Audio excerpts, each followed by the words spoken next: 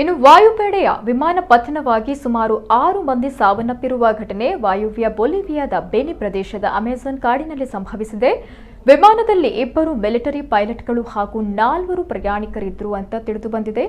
ಅಮೆಜಾನ್ನ ದಟ್ಟ ಅರಣ್ಯದಲ್ಲಿ ವಿಮಾನ ಬಿದ್ದ ನಂತರ ಬೆಂಕಿ ಹೊತ್ತಿಕೊಂಡಿದೆ. ಈ ಸಂದರ್ಭ ಸಮೀಪದಲ್ಲಿದ್ದ ಅಗುವಾ ಡೆಲ್ಸೆ ಸಮುದಾಯದ ಜನರು ಬೆಂಕಿಯನ್ನು ನಂದಿಸಿದ್ದಾರೆ.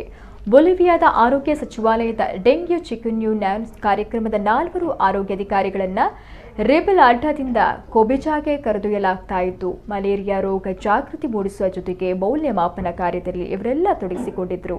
4 ಅಧಿಕಾರಿಗಳು ಮೃತಪಟ್ಟಿದ್ದಾರೆ. ದುರಂತದ ತನಿಖೆ ನಡೆಸಲಾಗ್ತಾ ಇದೆ.